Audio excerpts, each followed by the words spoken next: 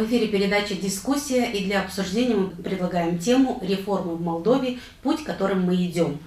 И гость в нашей студии – председатель Народно-патриотического союза «Девлет» Николай Гдогла. Здравствуйте, Николай Харламович, добро пожаловать к нам на передачу. Здравствуйте. Николай Харламович, сегодня мы знаем, что в стране проводятся реформы во всех секторах государства. В процессе их внедрения мы знаем, что должна улучшиться жизнь наших простых граждан, отношения между властью и гражданским обществом. Вот что значат эти реформы и как они сказываются на жизни автономии? Действительно, реформы очень важны для любого государства. Реформы нужно проводить для того, чтобы улучшать жизнь, потому что все жизнь меняется. Но я вам скажу, что страна проводит сегодня эти реформы, и, в принципе, все специалисты, международные организации говорят о том, что это внедряется очень хорошая и полезная реформа для Республики Молдова, увеличился и бюджет. Но я скажу, что вот эта реформа почему-то не учли интересы Гагаузии. Фактически, сегодня реформа Республики Молдова внедряется без разрешения властей автономии. Без разрешения? То есть у нас есть с 1994 года принят закон о особом правовом статусе, который говорит, что бюджетно-финансовые вопросы автономия решит самостоятельно. Автономия может принимать свои законы, по которым Гагаузия может в дальнейшем развивать экономику. Когда реформы начали внедряться в Республике Молдова, вот тут так получилось, что все эти реформы вводятся без интересов Гагаузии. Почему так произошло? Я лично считаю, что это большое упущение властей Гагаузии. Хотим мы, не хотим, мы должны сегодня акцентировать, что Башкан является гарантом уложения Гагаузии, закона о своем правовом статусе, и, в принципе, она должна была, учитывать момент. Тем более, что все эти реформы рождаются в стенах правительства страны. Прежде чем они попадают в парламент, они разрабатываются, принимаются один, второй, третий раз, обсуждаются на комиссиях в правительстве. Естественно, что я считаю, что руководство Гагаузии должно было видеть, что эти реформы готовятся. Просто видеть, но и принимать участие, наверное. Да, сначала видеть, а потом принимать участие, что эти реформы, которые в дальнейшем могут для Гагаузии оказаться, как говорится, не таким хорошим, как для страны. Почему? Потому что у нас, в принципе, 3 района. Я скажу, что эти реформы, которые сегодня объединяют территории, потому что создаются центры север, центр, Кишинев и юг, 4 центра. А Гагаузии, все деконцентрированные службы объединяют центр-юг. Где это юг? Центр юг находится в Кагуле. То есть в основном наше государственное предприятие переподчиняет, меняется юридический адрес, это Кагул. Фактически я скажу, что реформа, когда начала внедряться, Гагаузия была уже объединена в 3 района. Потому что автономия уже, Чедернон, Гаул, конечно, Камрад, это 3 района, которые эта реформа, можно сказать, что уже прошли. Поэтому я считаю, что должно было быть 5-й центр. 5-й центр – это Гагаузская автономия, которая могла в дальнейшем и сохранить все свои юридические адреса деконцентрированной службы Гагаузии и могла, как говорится, работать уже в дальнейшем с профильными министерствами, с правительством напрямую. Ни в коем случае, чтобы нас, гагаузские государственные предприятия деконцентрированной службы, не объединяли в центр-юг. Хорошо, теперь что происходит? Центр-юг, это что, все теперь будут ездить в Кагул, что ли, когда? Видите, у нас получается, что не все службы находятся именно в Кагуле. Вот, например, как налоговая инспекция. Налоговая инспекция находится в Камрате. Но от того, что она находится в Камрате, это не говорит о том, что она подчиняется Гагаузской автономии. Ведь налоговая служба, это начальник налоговой службы, был начальником управления налоговой службы Гагаузии и входил в исполком. Для того, чтобы убрать единицу с исполкома, это, в принципе, нужно было поменять закон о особом правовом статусе. Прежде всего, потому что в нашем законодательстве гагаузском, после того, как мы имели Гагаузскую республику, мы согласились, как говорится, на компромиссы, получили гагаузскую автономию. Был принят закон о особом правовом статусе, который позволяет нам действительно работать в дальнейшем и руководить и налоговой службой в том числе. А получилось, что налоговую службу с Гагаузии убрали. Теперь в дальнейшем налоговая служба подчинена центру юг. Она не подчиняется Гагаузии. И Гагаузия в дальнейшем не может внедрять ни один проект сам. Потому что мы не можем сейчас указывать, принимать и в Народном собрании по предложению исполкома Гагаузии какие-то проекты, которые могли бы где-то дать какие-то послабления, где-то для того, чтобы привлечь серьезного инвестора, значит, где-то с понижением налогов, ну где-то какие-то давать льготы. А это только уже может сделать Центр-Юг. Скажу один пример, что, например, очень много говорится сейчас о предприятии Фуджикура, которое открыло свое предприятие, строит свободно экономические зоны, свою фабрику, но этот проект внедряется у нас не исполком Гагаузии внедряет. Этот проект внедряет Республика Молдова, конкретно правительство, премьер-министр Филипп. Поэтому мы не можем говорить, что Фуджикура это наш проект. Хотя наши руководители региона стараются приукрасить, что как будто это они. Да нет, это конкретно проект сегодня Республики Молдова. Но ведь мы можем привлекать много различных других предприятий, которые, в принципе, стремятся именно в Камрад. Не прийти в Кишинев, а прийти в Камрад. Что мы южный регион, в принципе, у нас очень хорошо развит сегодня сектор аграриев и много чего другое. Связь Гагаузии с Россией, связь Гагаузии с Турцией. Поэтому это очень привлекательный регион. Но сегодня, потеряв налоговую инспекцию, естественно, что мы в дальнейшем отказались от внедрения сегодня проектов. Что конкретно еще теряет автономия вот в результате принятия этой реформы налоговой? Об этом много говорят, а вот... Фактически мы все деконцентрированная служба. Ну, в первую очередь началось с таможни. Но это тоже очень серьезный фактор, что все вопросы решаются в Кагуле. Это людям нужно идти в Кагул. У нас, значит, последнее, что довольно-таки, скажу, в такой форме, люди даже не поняли, даже сегодня, кому, как обращаться, пошли реформы в санэпидстанции. Да. У нас реформы пошли и в казначействе. Те казначейства мы сохранили в Гагаузии, но то же самое, она находится в Гагаузии, есть и другие районы, потому что совсем другая форма работы. Потому что проводя эти реформы, мы видим, что и сокращаются рабочие места. То есть мы теряем и кадры, идут реформы и стройинспекции. И скажу, что практически во всех сферах нет учета, что Гагаузия имеет автономию, что Гагаузия имеет особый статус. Я вот считаю, что нам нужно, вот мы, в принципе, взяли такой курс Народно-патриотический союз Девлет, начинать уже бороться за полномочия. В принципе, мы не критикуем сегодня руководство региона. Мы видим, что, в принципе, мы это как бы и не надо. Потому что в Кишиневе, в принципе, долгое время они, в принципе, наверное, специально даже подталкивали, что в Гагаузии все равно бурлило, ругалось между собой. А в это время принимаются новые законы, реформы, и фактически с Гагаузии все убирается, все стирается. Поэтому мы решили сегодня меньше конфликтовать с региональными властями, а конкретно проводить те вещи, которые могли бы вернуть полномочия. Вот мы провели первый митинг. Я вот вчера был в Кишиневе, и я стучался уже во все двери, в первую очередь госканцелярии.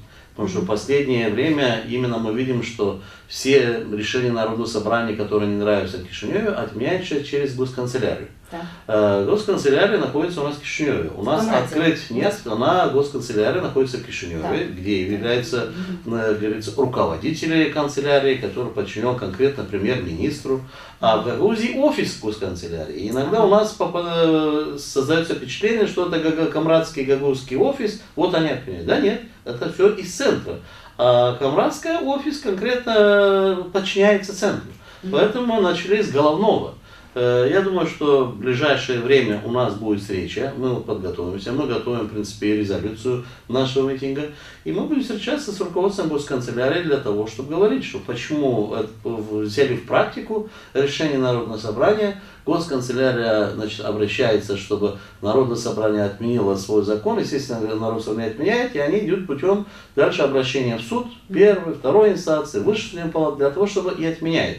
И вот мы стали свидетелями, что закон о фиксированном налоге был отменен через суд. Народное собрание, правда, приняло дополнение и еще раз приняло закон. Ну а сейчас госканцелярия уже приняла решение, обратилась к Народному собранию, чтобы Народное собрание отменило свой закон, иначе они подадут в суд. Поэтому следующие шаги у нас обращение в первую очередь госканцелярии. Если мы не найдем компромисса и понимания госканцелярии, конечно, дальше мы обратимся уже правительство, премьер-министру, для того, чтобы быть услышанными. Потому что, честно говоря, вот вчера вот были у меня несколько встреч, и я понял одно, что не то, что это делается во многих вопросах специально. Кое-где есть упущение, что закон о своем правовом статусе был принят в 1994 году. Да. То есть довольно-таки много времени прошло. Сейчас в практику взяли и правительство, и депутаты парламента внедряют много новых законов, вот реформы. И почему-то все забывают о том законе, который был принят. А ведь то, что уже один раз дали, забрать нельзя. Мы же ведь не требуем большего. Мы, в принципе, после принятия закона о своем правовом статусе просили, чтобы закон работал в полном объеме. Он в полном объеме так и не заработал. Уже столько лет, да? Столько лет, да. Разграничения полномочий нету между Кишиневым и Камрадом. А тут теперь вообще пошли дальше, даже то, что дали, начали забирать.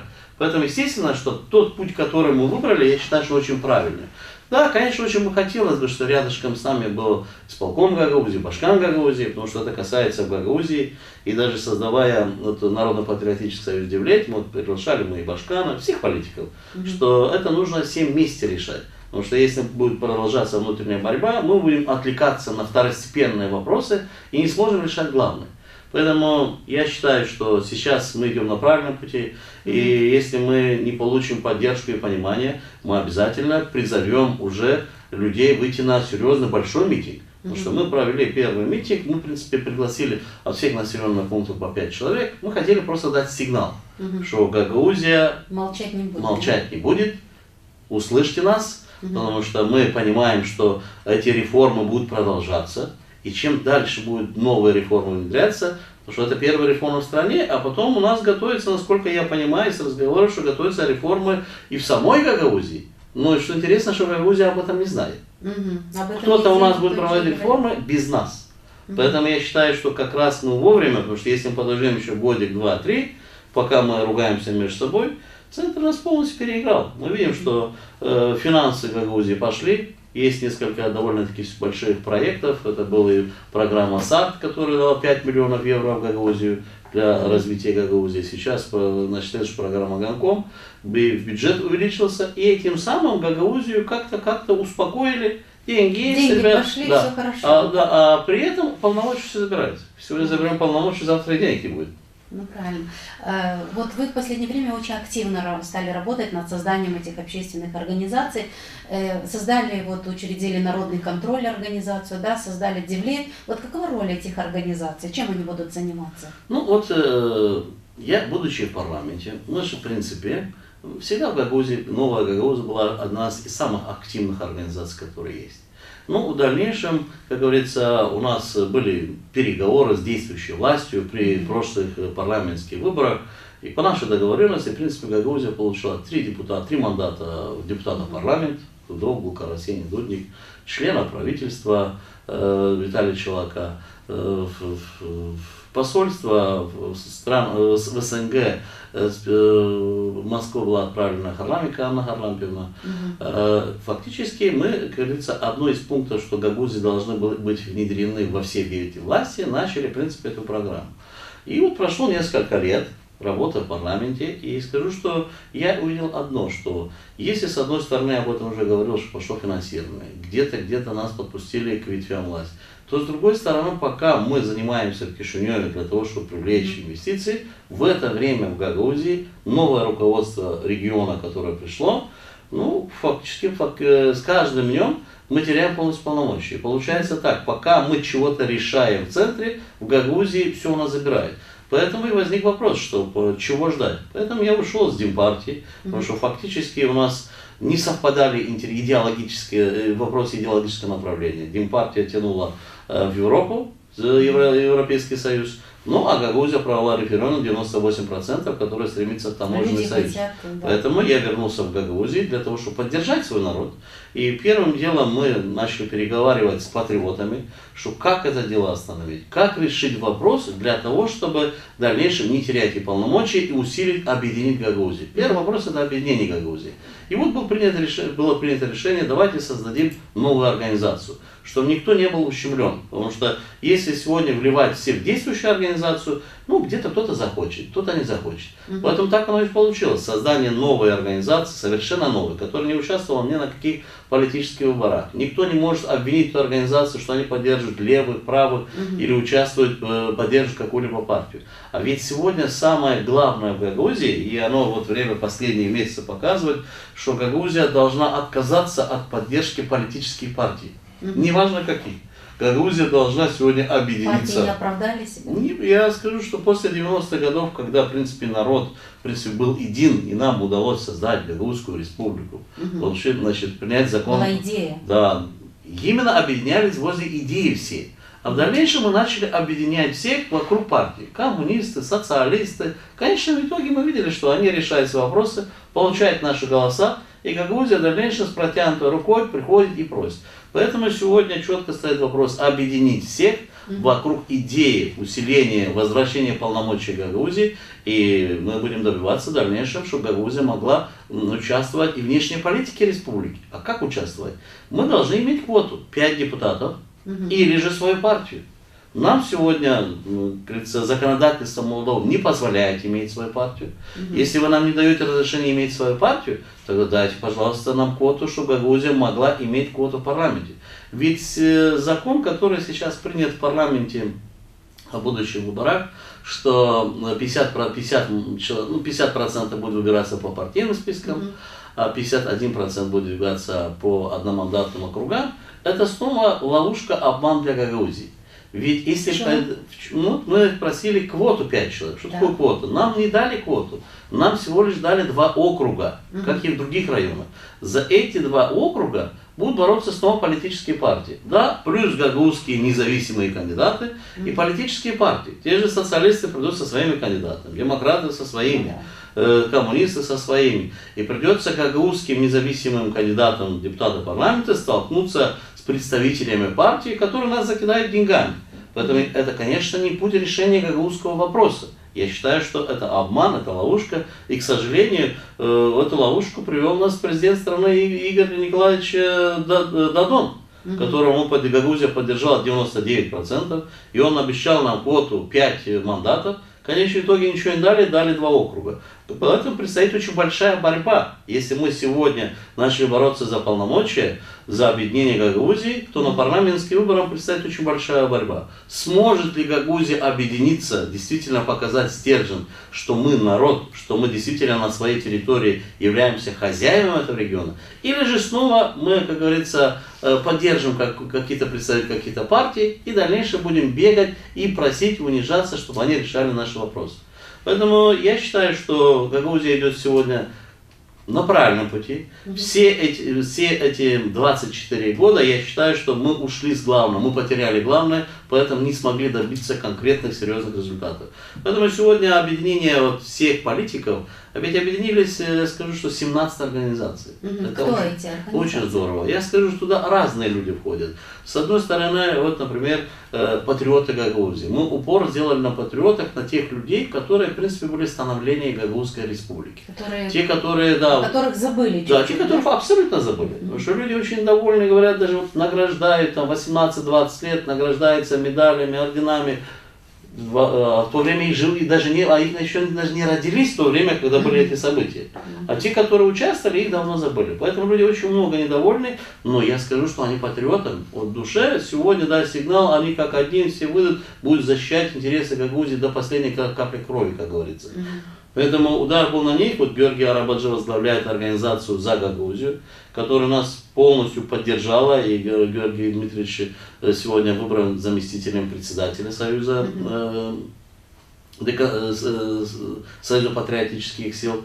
Также у нас есть очень много и чадрнусских организаций. Со своей организацией вошел Петр Михайлович Пашалы. Вошел, значит, и стал заместителем Владимир Дмитриевич Капанжи. Очень приятно, что туда вошли не только общественные организации, но вошли и физические лица.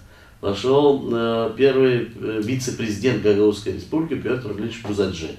Пошел Валерий Георгиевич Янниоглу, который был заместителем, имеет богатейший опыт, двух наших башканов.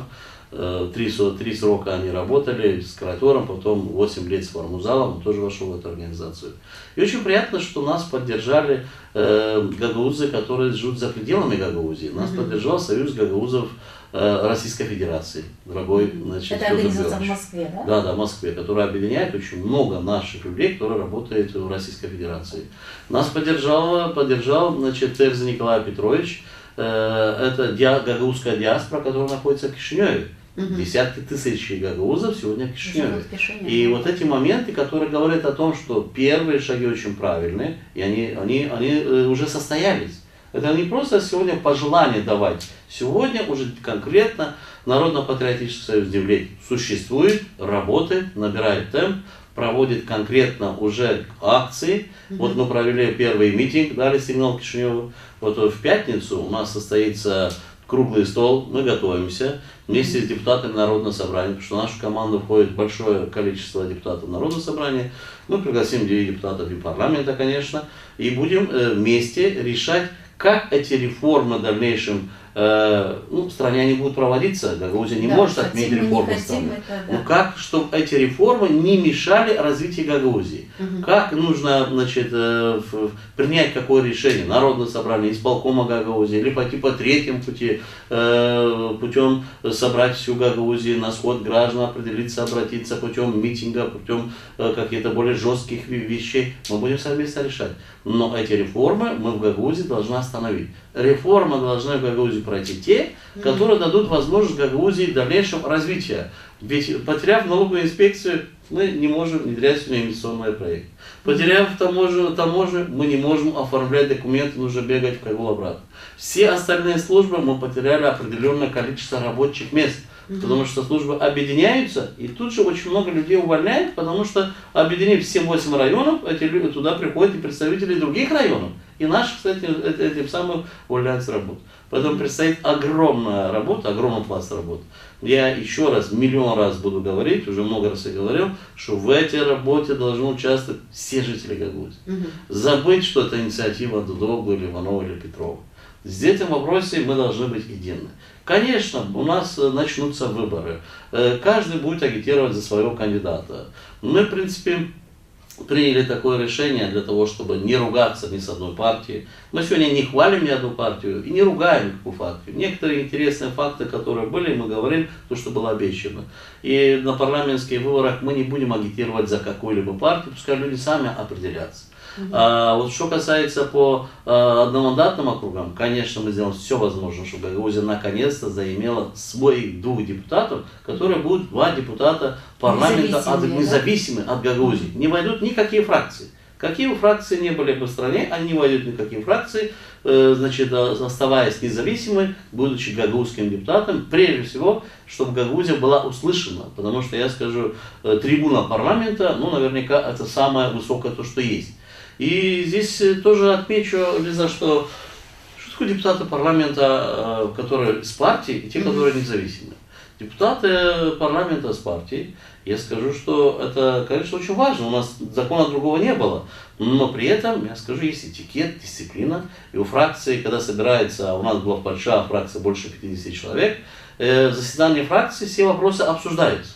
Вот есть много вопросов, с которыми мы не соглашались с большинством, и мы поднимались на фракции. Мы поднимали их на фракции, мы обсуждали, спорили, но в конечном итоге все решается большинством голосов. Раз большинство, у нас 3 гагауза. Все. В дальнейшем в самом парламенте этот вопрос мы не должны поднимать, а строго поддержать. Уже поддержать поднятием руки. Вот много вопросов, которые мы начали идти против фракции. Вот я вспоминаю вот несколько законов. Россия объявляется агрессором. Да. Мы не проголосовали, хоть нас давили со всех сторон. Вывести войска из Приднестровья. Мы не голосовали с Корнелом Дудником, потому что... Почему не голосовали? Потому что мы помним 90-е годы, когда в Гагаузии, помните, шли волонтеры. Да? Не, но если убрать сегодня, я скажу, что российские войска, которые стоят посередине, то завтра может снова пролиться кровь. С одной стороны 3 миллиона человек, с другой стороны 500-600 тысяч. Это естественно, что мы поэтому не убрали. Взять телевидение. То же самое, мы не голосовали, хотя во фракции было принято решение голосовать, что аналитические программы Российской Федерации убрать из каналов. И много чего, закон там принимался. Мы тоже не голосовали. Этим самым показывая свое недовольство, но мы живем в 21 веке. Я скажу, что в парламенте есть порядок, дисциплина. И мы показывали свое... Вот, все подчиняются большинству. Конечно, а мы не хотели. Поэтому, естественно, что это долго продолжаться не могло. И мы чувствовали себя, скажу, что не своей тарелкой, неудобно было перед нашими коллегами. Бывало такое, что мы не голосуем, и зала нам, например, другие фракции, либерал-демократы или либералы кричали: вы предатели, вы пришли голосами Демпартии, а не хотите голосовать за их же решение. Приезжая в Гагаузию, я скажу, что наш Башкан Гагаузии, он тоже все время вел политику против депутатов. Мы там не голосуем, приезжаем в Гагаузию, нанятые журналисты Гагаузинфо тоже кричат, что мы голосовали. Ну, получался как-то, не знаю. Манипуляция, да, полностью. Поэтому вот я считаю, что я правильно принял решение, что вернулся в Гагаузию. Хотя, честно говоря, я и не уезжал, я разве что ехал на работу. Я жил всегда в Гагаузии. Я жил в Гагаузии и ехал к Кишиневу на работу. Ну, теперь у нас есть много времени. И скажу, что когда меня уже, в принципе, выбрали руководителем Союза народно-патриотических сил, это очень большая ответственность. Честно говоря, я думал, что будет предложен другой человек, и я поддержу и буду помогать во всем, потому что в Новой Гагаузии есть тоже очень большой вкус работы. Но я ждал до последнего, что, может, придет Башкан Гагаузии или член исполкома, потому что фактически правильно было бы, чтобы такой мощная организация возглавил кто-то с действующего руководства. Но они проигнорировали, поэтому мы сегодня работаем, и вот я возвращаюсь к своей мысли, что снова предлагаю, что мы должны быть вместе. А вот почему они игнорируют? Они видят оппозицию? Здесь однозначно только одно, что если все политики, вот мы разговаривали со всеми башканами, я вот просил и Табунчика, значит, приехать, были разговоры, но не было, как говорится, отрицательных ответов. Я говорил с Крутым, говорил с Формузалом. Ну, есть те, которые уже полностью готовы поддержать, есть некоторые, которые согласны, что это нужно делать, но некоторые как бы ждут, а что будет дальше. Ну, ни одного нету против. Против только Башкан исполком Гагаузии. Почему? Они конкретно боятся потерять власть. Ведь эти 4 года, ну, программой, которой они пришли к власти, абсолютно не выполнена. Они пришли к власти, помните, и рукой там махали, что только с Россией мы должны быть, вместе мы решим все вопросы, 11 предприятий, 2000 рабочих мест, и в 2017 году это уже должно было закончиться, и понижение цены на газ, и много-много чего другое. В конечном итоге я скажу, что, в принципе, Ирина Федоровна перешла к программе, которой я шел на выборы. Я говорил тогда, что нужно дружить с Россией, нужно дружить с Европой, со всеми нашими соседями, и тогда у нас, как говорится, ну, мы пойдем быстрее вперед. Сейчас она полностью внедряет ту программу, которую мы шли, а свою программу фактически отбросила назад. И поэтому сегодня, если она, мое мнение, что если она все-таки придет в эту организацию, она согласится с тем, что ее программа ошибочна, наша правильная. Но сегодня вот мы, в принципе, определили, что внешние наши партнеры однозначно после референдума любой политик по-другому и быть, и думать не может. 98% проголосовали наши жители. Внешние партнеры, это главное, это Россия, страны СНГ, конечно, традиционно Турция, которая нас всегда поддерживала, но мы не отказываемся от нормальных отношений и с Украиной, и с Евросоюзом, что это как бы наши соседи. Вот такая внешняя политика сегодня нашей Гагаузии. Но при этом я скажу, что если мы начинаем требовать и довольно-таки ставить наверняка и ультиматумы по некоторым вопросам центру, это не означает, что мы хотим Гагаузию отделить от Республики Молдова. Гагаузия сегодня является патриотами, я скажу, наверное, самыми большими патриотами Республики Молдова. Мы не сепаратисты, мы не хотим отделять Гагаузию, не идти по другому пути. Другой родины, как Молдова, у нас нет. Но при этом мы хотим, чтобы в Кишиневе все поняли, что пришло время с Гагаузией считаться. Пришло время, что тот закон, который был принят в парламенте, господа депутаты, господа руководители страны, поднимите 94 год закон, прочитайте внимательно, и все, что делается в стране, оно должно учитывать, что в стране есть автономия. И интересы автономии должны учитываться в любых реформах, то, что принимается. тогда никаких вопросов. Тогда мы будем поддерживать центр, вместе работать. Мы хотим, чтобы регион развивался. И регион, в нашем регионе, чтобы мы были действительно хозяева своего региона. А для чего создавалась автономия? Если мы создали автономию, и сегодня все решается в Кишиневе, ну, получается, что даже его не надо было создавать. А вот мы привыкли, вот часто обвиняем Кишинев в том, что мы хуже живем, да, вот часто слышим вот эти высказывания. Может, действительно пора как-то навести порядок у себя дома. Вот что нам мешает, например, потребовать от исполкома прозрачности расходования денег, да? Лиза, мы сами можем это потребовать. Что им мешает информировать население, куда расходуются деньги? Вот как решить этот вопрос, как вы считаете? Лиза, ну вот как раз вы и как бы с этим вопросом чуть-чуть подтолкнули меня дальше. Первое, я уже сказал, что исполком бездействует, имея огромный бюджет, они сегодня хвастаются, что они что-то делают, а невозможно с таким бюджетом, чуть ли 800 миллионов рублей, ничего не делать. Хочешь, не хочешь, это огромные деньги. У формузала было 470, чуть не на 100% увеличился бюджет. Конечно, что-то делается, но при сильном руководителе эти деньги вы расходовались бы правильно, выбирали бы правильные приоритеты, мы пошли бы далеко вперед. В политическом плане мы все уступили, финансово мы неправильно выбираем приоритеты, и сегодня фактически ничего не движется. И мы наверняка чуть дальше поговорим про аграрный сектор, где беда страшнейшая.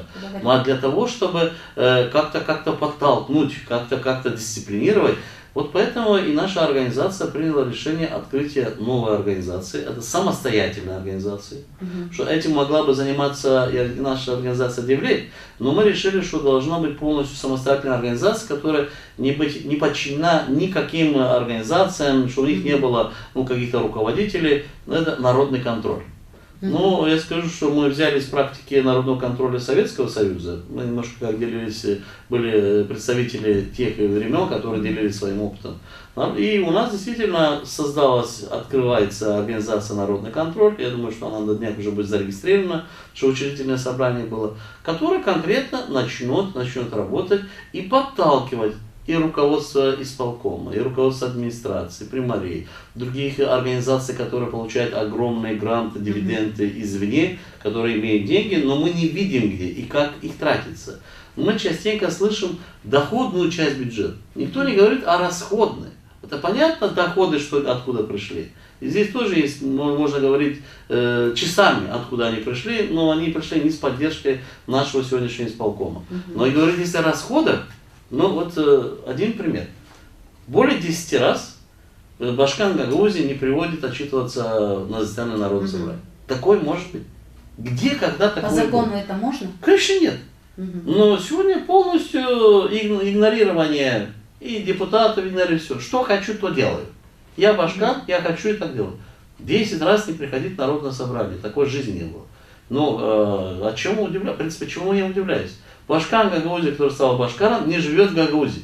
Башкар живет в Кишиневе, первый заместитель в Кишиневе, и целая там вереница машин, 7-8 человек, которые живут в Кишиневе. Поэтому создание организации «Народный контроль», которая должна быть информационной. Она не может быть карающей какой-то организацией, для этого есть прокуратура, коррупция, счетная палата, которая проверяет.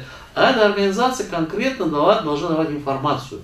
Информацию, чем занимается сегодня власть Гагаузии. Вот правильно, что едут с Кишинева эти машины в Гагаузии. Сколько денег тратится на одного человека. Сколько денег у нас сегодня идет на различные пиары, а мы видим праздники, и чем дальше, тем они больше выдумывают, привлекают специалистов более широкие. Такие праздники, которые проводит Гагаузия, по-моему, не проводит Республика Молдова. Но когда мы спрашиваем бюджет, никто о бюджете не говорит. Тут же сразу все уходят в тень, никаких ответов нет. Естественно, что информацию должна давать и народный контроль, для того, чтобы в дальнейшем и фискальные службы заинтересовались этими вопросами. А вот вы говорили, что бюджет Гагаузии составляет более 800 миллионов леев, да? Достаточно это для развития Гагаузии, как вы считаете? Ну, я скажу, что бюджет Гагаузии сегодня 740 миллионов, но предсказывается уже специалистами исполкома Гагаузии, что в этом году бюджет может дойти чуть не до миллиарда. Потому что предпосылки этому есть. Почему? Я скажу, что 3,5 года назад был принят закон о местных публичных финансах, где, кстати, будучи депутатом парламента Ирина Вах даже не проголосовала за этот закон. Она ушла с парламента на какой-то там митинг, забыв, что этот закон очень много дополнительных средств может дать Гагаузии. Остальные депутаты, которые были, Спасибо им, они голосовали, они поддержали. Мы участвовали в этом проекте от начала до конца. Была создана комиссия во главе с Корманом, председателем парламента. И в конечном итоге был принят этот закон, который, в принципе, с других районов забирал два основных налога: НДС, акциз, их в центр, а центр передавал трансфер. И в Гагаузии в том числе хотели забрать НДС, акциз. Снова же мы доказали, мы вернулись к нашему закону о особом правовом статусе, что все налоги в Гагаузии должны оставаться здесь, на территории.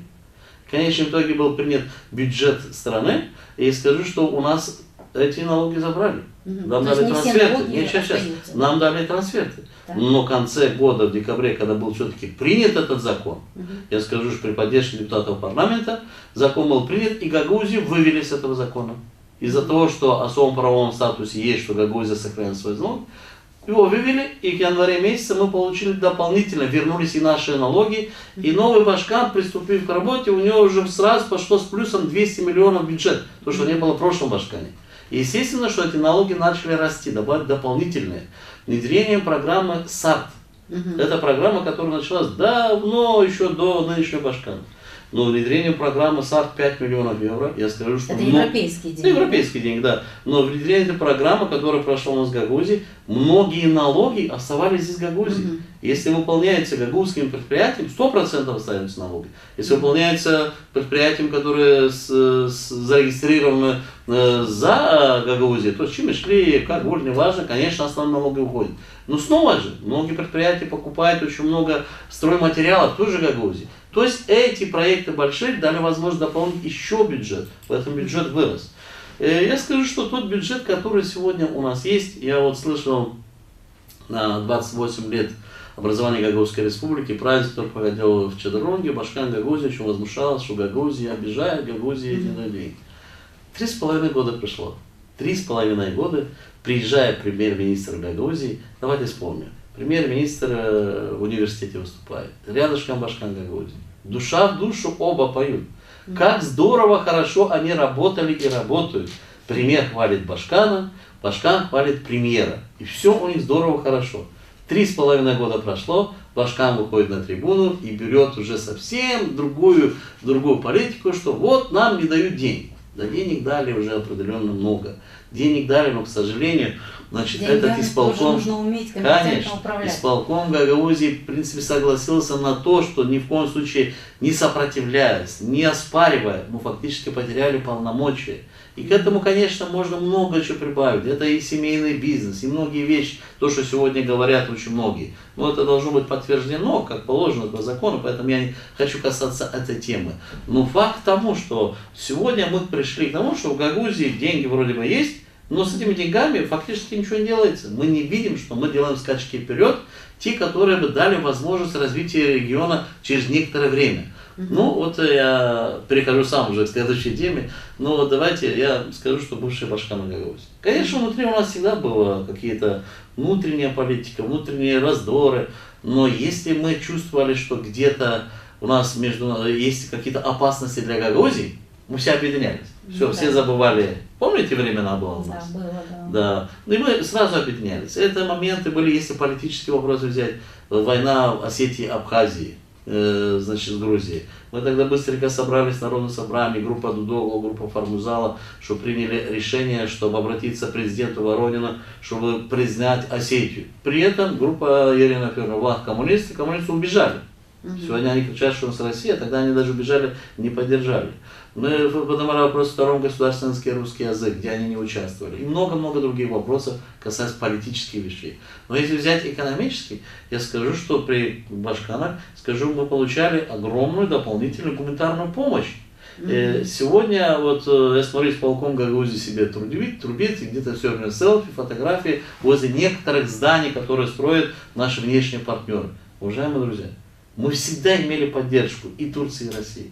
Возьмите прошлых Башканов. 5000 тонн зерна, 5000 тонн гуманитарного топлива. Это огромная помощь. Именно вот эта помощь, которая дала возможность, чтобы аграрии пошли именно в том направлении, что вложили... Тем не менее, сегодня мы опять плохо живем. Не, ну вот от этого времени они пошли к тому, что начали вкладывать и свои деньги, получать дополнительные с исполкома средства, чтобы посадить очень много многолетних насаждений. И вот последние 10 лет я скажу, что именно программа Гагаузии по посадке многолетних насаждений, я считаю, что она была номер один. И если обойти в Гагаузии, замечательные виноградники, свежие новые, замечательные сады. В это время, вот сейчас как-то пришло время. Это что за программа? Ну, эта программа была и при Формузале. Я скажу, что есть поддержка и Республики Молдова, которая, в принципе, субсидирует посадку многолетних насаждений. Но здесь конкретно, значит, поддержать аграриев должен был Башкан Гагаузии. Если видя, сегодня пришла власть и видит, что фактически созревают новые сады, виноградник, чем Башкан должен заниматься? Поздравлять с днем рождения бабушек, дедушек, или расписываться на спинке детей, или ходить на свадьбы и гулянки, или же ехать по заграницам и искать сбыт. Искать сбыт и привлекать дополнительные инвестиции, что строить здесь предприятие. И я скажу, что хорошо, что Ходжикура работает, мы не против него. Но мы живем в аграрной зоне, нам нужны перерабатывающие комбинаты. Если вы были бы в Гагаузии за это время, как обещала Ирина Федоровна, 11 предприятий сельскохозяйственного назначения, то сегодня бы Гагаузия не потеряла бы большую часть своего урожая. Вы поезжайте сегодня в сады, я скажу, что неважно, к Чадрумскому, конечно, Камрадский район. Вся слива на земле, никуда реализовать. До этого персик тоже сгнил. Теперь проблема с яблоками, некуда сдавать. Фактически нету сбыта. То есть эта проблема не решается? Нет, конечно. Вот 3 года все время трубили, что вот мы наладили отношения с Россией, вся наша продукция пойдет, все остальное. Ничего не налажено. Те, которые попытались продавать, их встретили, значит, большие очереди на границе. Когда начали уже переходить, есть серьезные налоги, большие суммы налогов. Я вам скажу, что вот сегодня Башкален Агро хочет корчевать 15 гектаров садов. Григорий Мораль, по-моему, тоже переделал 10-15. Значит, Алексей Патраман, по-моему, 20 гектаров.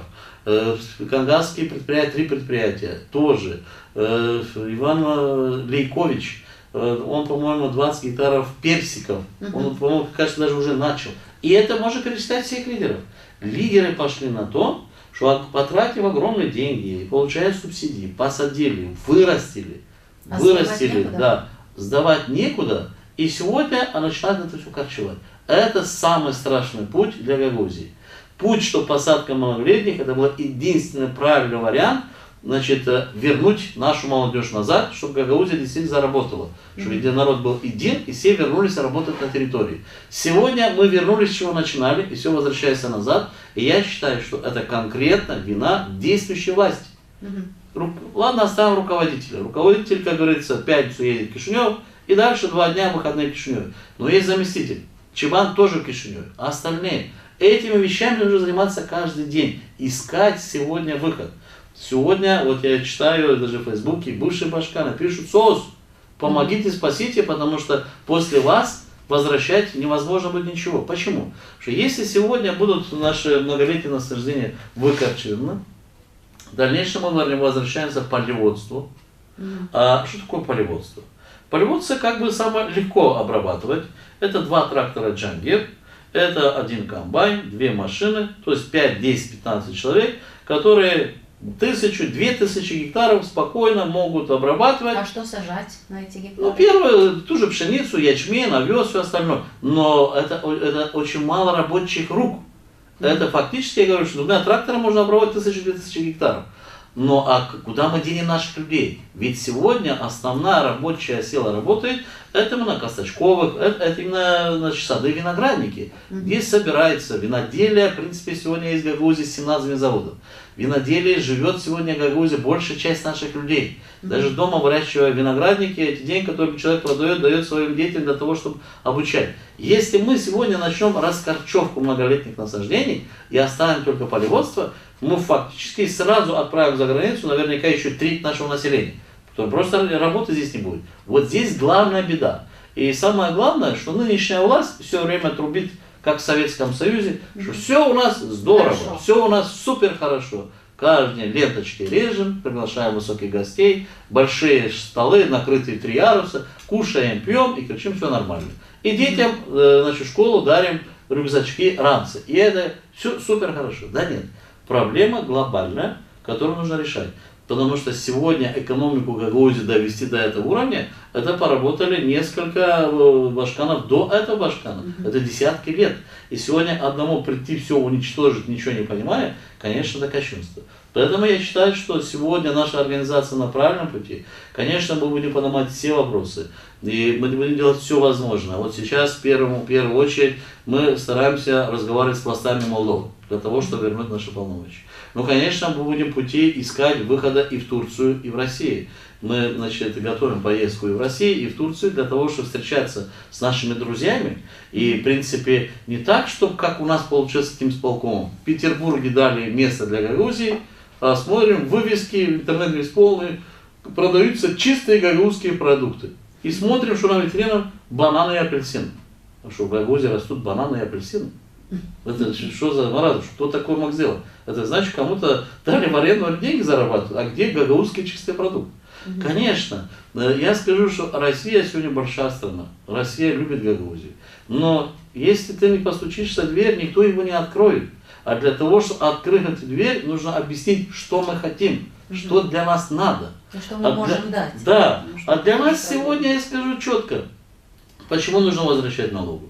Потому что нужна инвестиционная программа, проекты. Вот поехав в ту же Россию, ту же Турцию, мы должны убедить партнеров с Турцией и с Россией, чтобы они вложили деньги в Гагаузию и построили тут аграрные комбинаты, переработка. Вот, например, сегодня была бы у нас... помочь местным нашим предпринимателям. К сожалению, таких больших средств у нас не хватает, но в первую очередь, конечно, вводить инвестиционный проект для того, чтобы поддерживать местного производителя, который, как говорится, все время здесь. Да, у нас в программе в первую очередь местные, но при этом привлекать и большие из-за границы, которые могли бы быть партнерами местной организации. И это мы рассчитываем в первую очередь, потому что наш рынок приспособлен к российскому рынку, чтобы приехали российские предприятия. Как оно было обещано? Я вам скажу, больше не надо. Почему люди выбрали башканом Гагаузии Елену Федоровну с первого круга?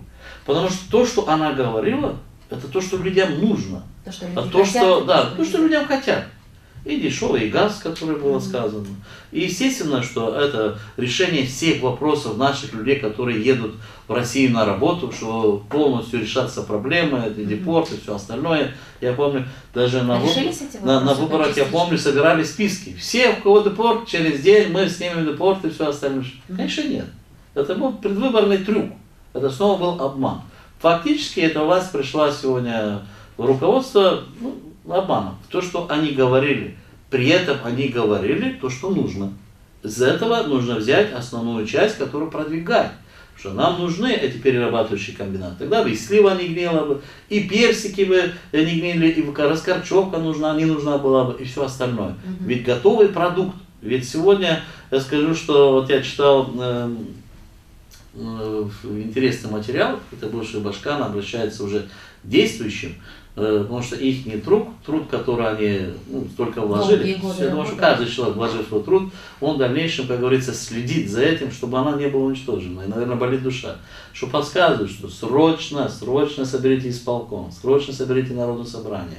Ведь еще чуть-чуть хоть осталось.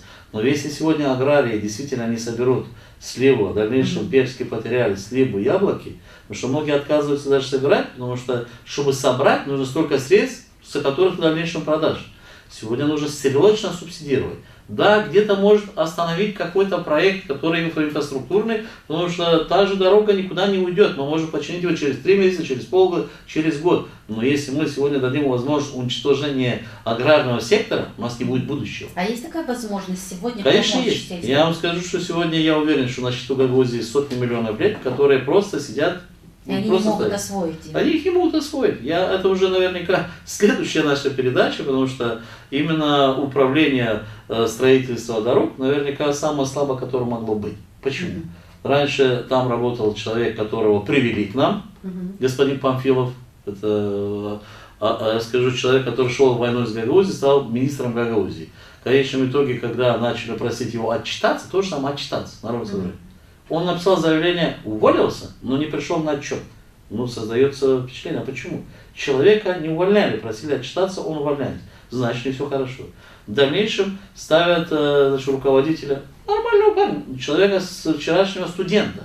И снова же господин Памфилов приезжает и всем руководит уже не будущий начальник. Как это управление может работать?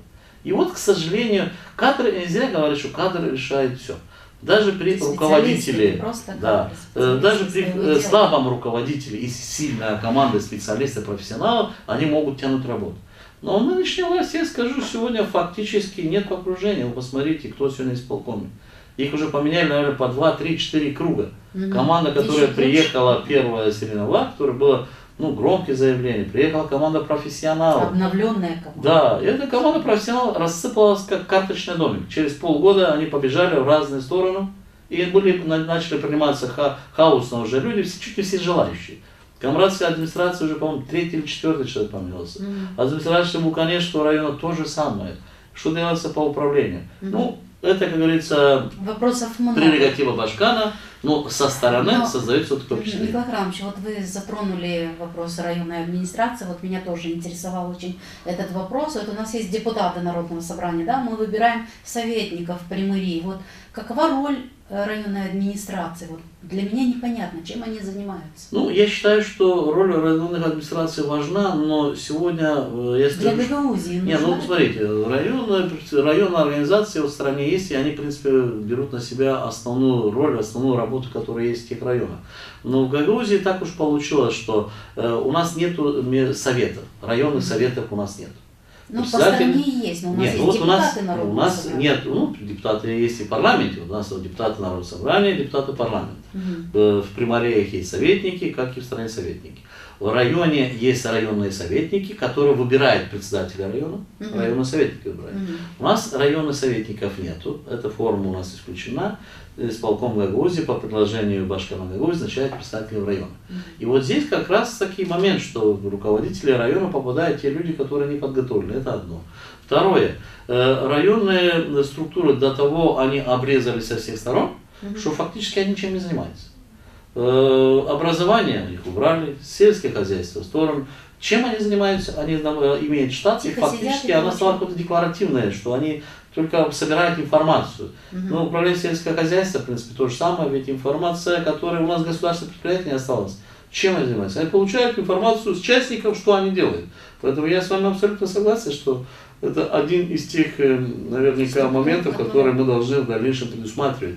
Или же дать дополнительные работы для администрации, чтобы они действительно выполняли большой курс работы, или же их как-то вообще убрать, потому что десятки миллионов идется на содержание их администрации. Эти деньги можно было пользы от направить. них мы не видим. Но видим, что основную работу у нас в регионе выполняют примары. Вот примары где-то ругаются, не ругаются, где-то у них все время идет какое-то внутреннее шевеление, но они активны. Примар работает, исполком Гагаузии, который должен их поддерживать, частенько приходит и вместо работы примаров ленточки там режет. Да нет, дайте деньги примарии, и примарии эту работу сама выполнит. Николай Иванович, вот на последнем митинге вы уже говорили об этом, когда организовывал Девлеты, да, организация.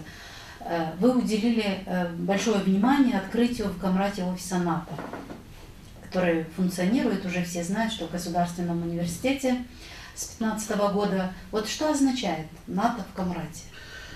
Ну, я вам скажу, что это та вещь, которой очень мало кто верит. Как такое могло быть? Практически никто не верит, что действительно это реально.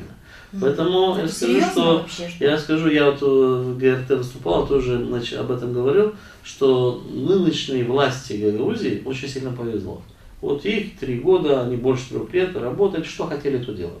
Офис НАТО открыли, представительство румынов открыли. У нас тут и румынский принц по Камрату ходил, и гости с Румынии приезжали. При этом политика, это все можно, это все, как говорится, реально, но при Башкане, который пришел полностью на пророссийских лозунгах, который в своей программе и на предвыборной кампании именно это критиковало, что это никогда, мы Россия, и все получилось наоборот.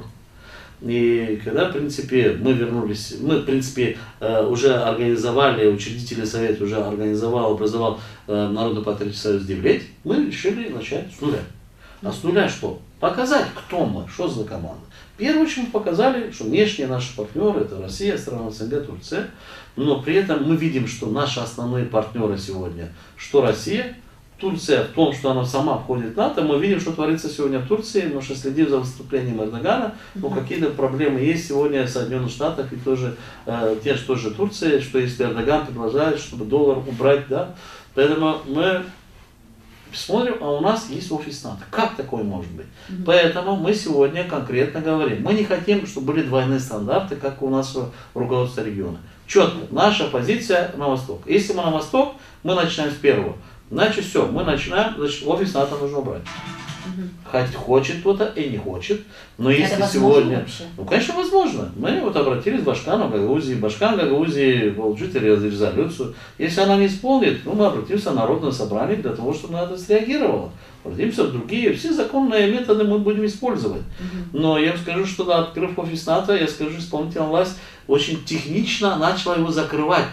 Сами открыли и побоялись, что люди не видели. И вот здесь начался обман, второй стандарт.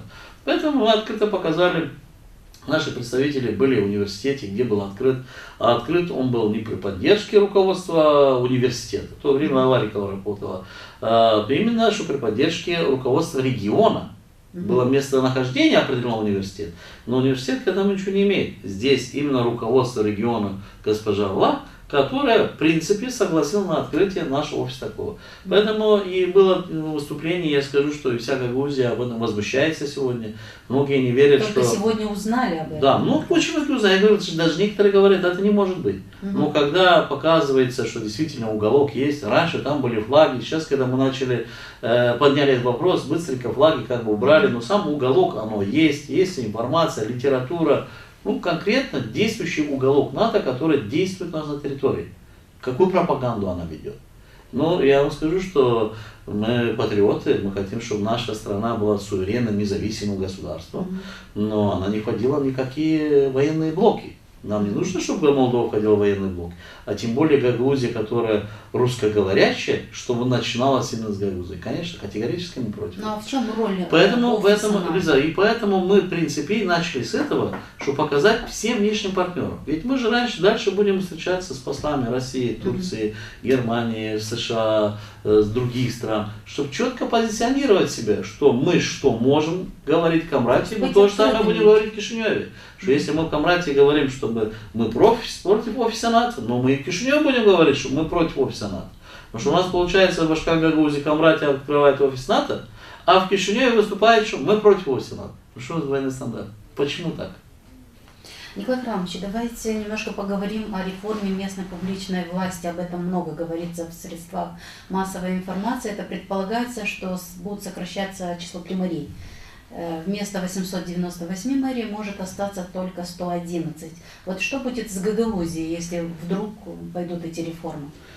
Я скажу, Лиза, что если сегодня наша организация Девлет не сможет объединить Гагаузию, и мы не станем сильным регионом, который будет являться хозяином региона, у нас тоже сократят. Сократят и примарии, заберут и полномочия, и много реформ, которые внедряются. В дальнейшем Гагаузия будет просто 3 обыкновенных района, которые являются как наши соседи. Как у нас и Тараклия, которая сегодня жалеет, что не вошла в Гагаузию, и Чемишле, и Бессарабка, и Кантемир, и все остальное. Поэтому, если мы пойдем по тому пути, по которому мы сегодня идем, и народ нас поддержит, я уверяю вас, что эти реформы не коснутся Гагаузии, потому что я считаю, что мы не должны объединять примарии на территории Гагаузии. Вот у нас уже, скажу, что довольно-таки хорошая работа, есть примарии, примары доказывают, и скажу, что есть очень опытные примары, и в примариях много уже выполнены инфраструктурные вопросы, много чего сделано, отремонтированы садики, школы, это благодаря многим проектам международным, и европейским, и другим, неважно каким. Но сегодня, объединяя, фактически для людей снова будет неудобство. За любым вопросом нужно будет ехать на другой населенный пункт. И для справочку нужно получить, езжать туда, езжать сюда. Когда работать? Поэтому я считаю, что если мы сегодня не сможем объединиться, если мы сегодня не возьмем как раз действительно власть Гагаузии в свои руки и четко не скажем Кишиневе, что, уважаемые друзья, сегодня есть страна, есть руководство страны, есть автономия. Вот вы нам автономию дали, ведь автономия добровольно, мирно, как говорится, было принято закон о своем правом статусе Кишинева, проголосовали в парламенте. Ведь вы же нам предложили то, что сегодня хотите забрать. Нет. Если мы имея республику и согласились на автономию, мы же ведь понимали, что республика имеет одни полномочия, это страна. Но автономия уже совсем другое. Но мы все-таки согласились на автономию. Но согласившись на автономию, мы не должны дать возможности, чтобы у нас забрали все полномочия, которые нам дали. Это предстоит большая борьба. При слабом руководителе ничего не получится. Это то, что как сегодня есть. Дали немножко денег, все забрали, и нас смыли фактически как автономию.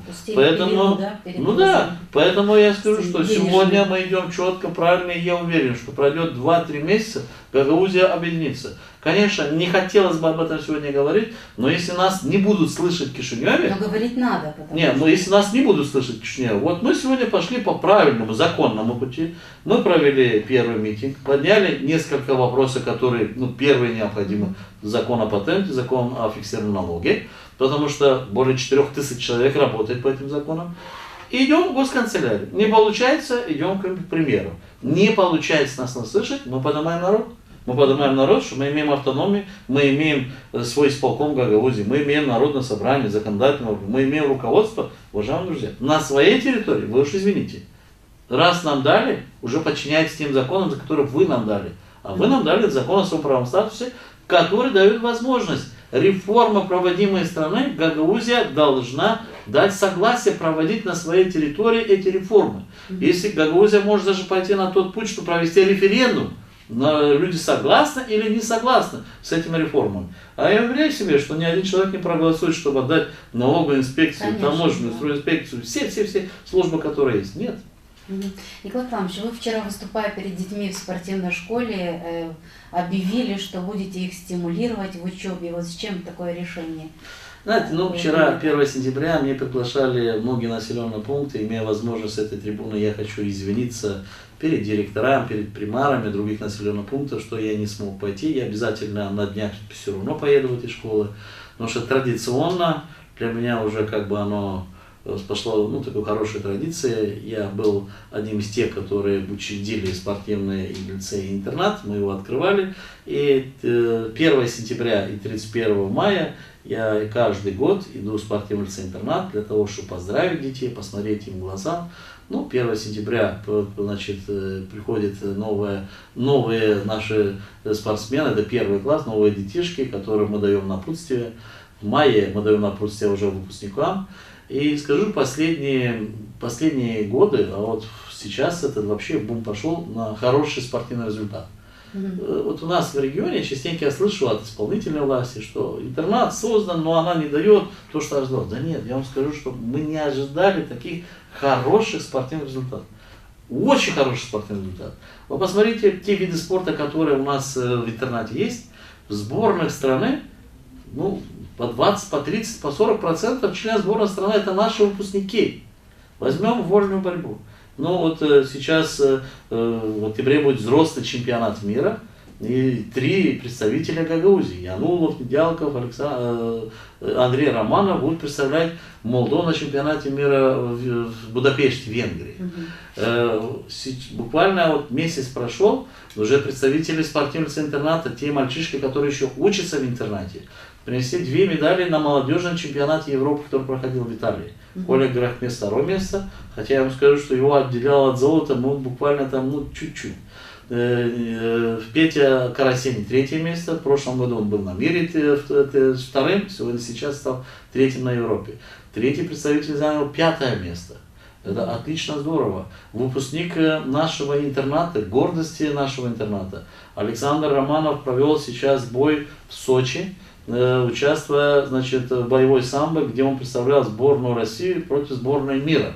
И дрался на ринге с американцем. За одну минуту, блестящая победа.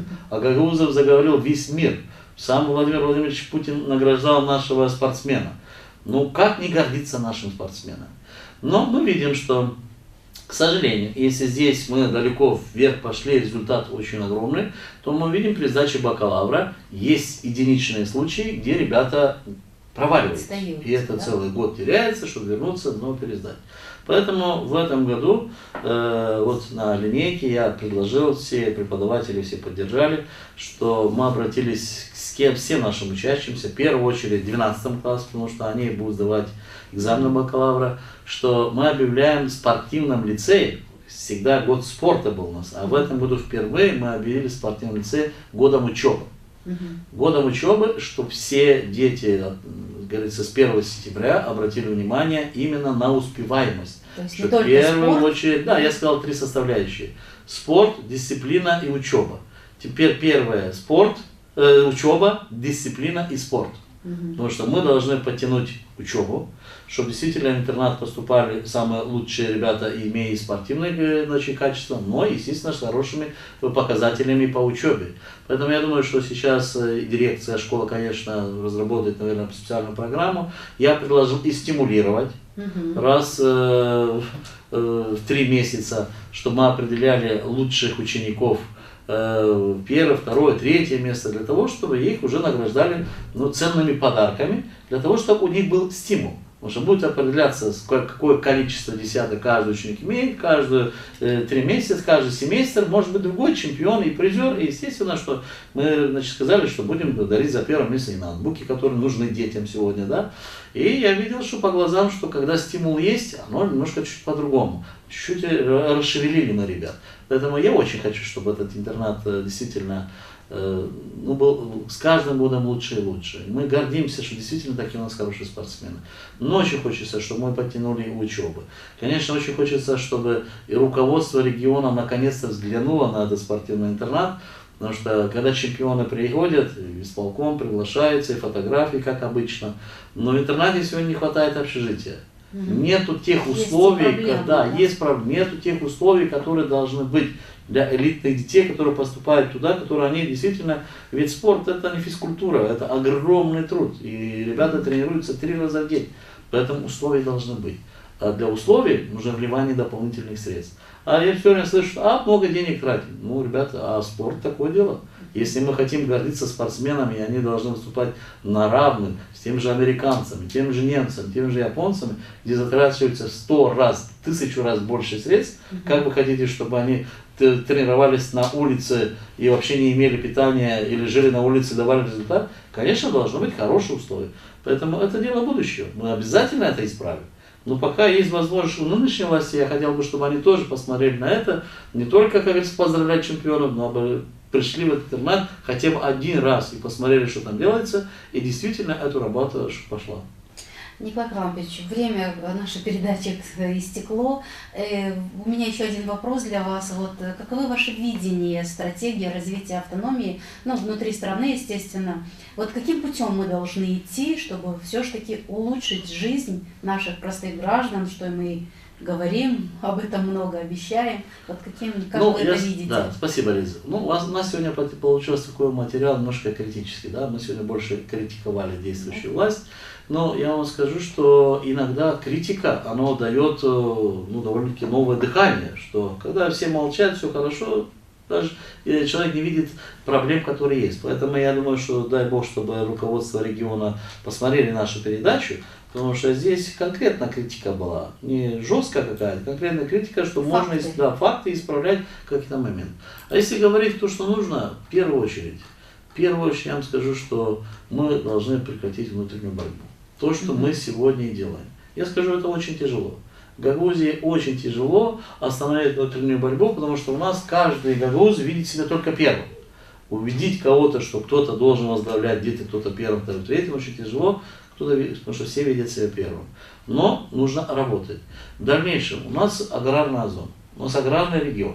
Мы должны на это обратить внимание.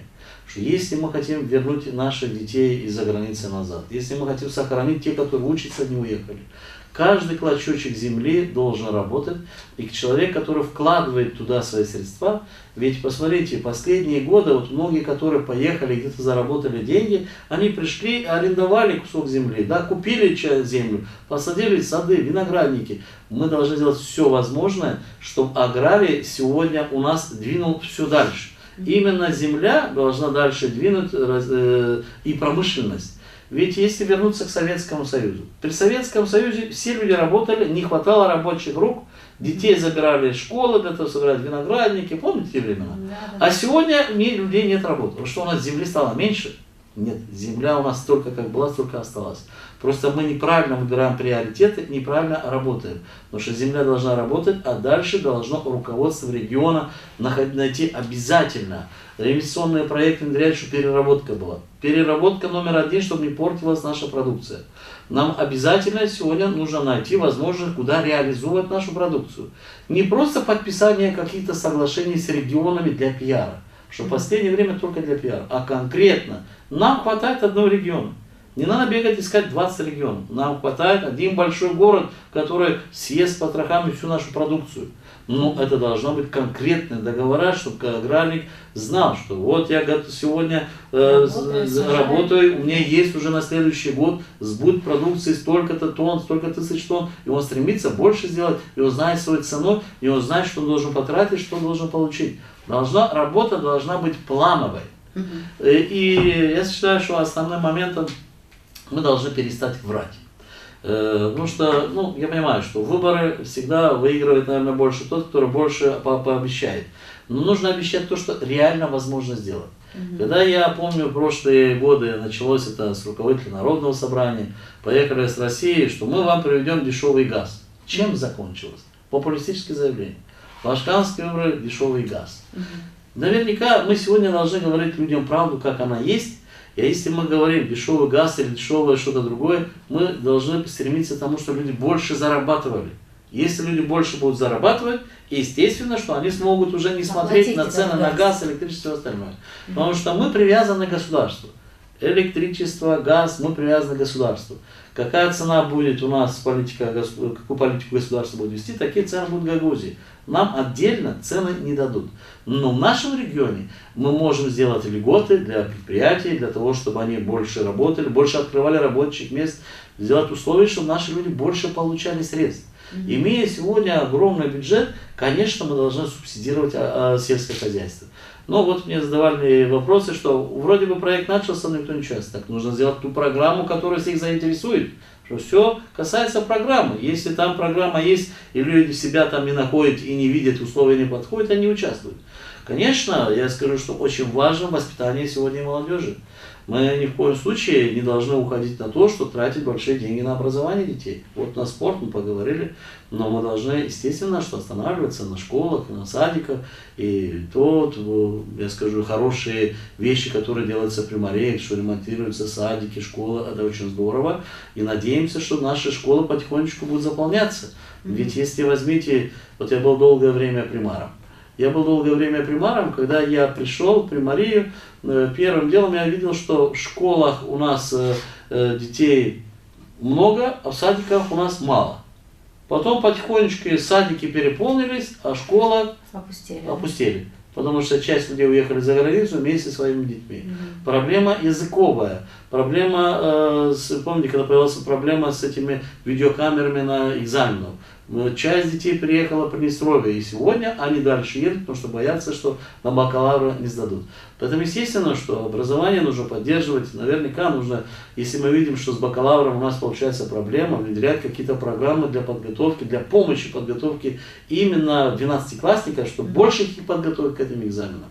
Есть разные формы работы. Поэтому я считаю, что программа, которая должна быть в Гагаузии, она должна быть в первую очередь народной. Вот мы, в принципе, этим сегодня занимаемся. Мы уезжаем на населенные пункты. Мы 3 проекта, которые, в принципе, предложили полгода назад. Это, в первую очередь, создание Народно-патриотического союза «Девлет».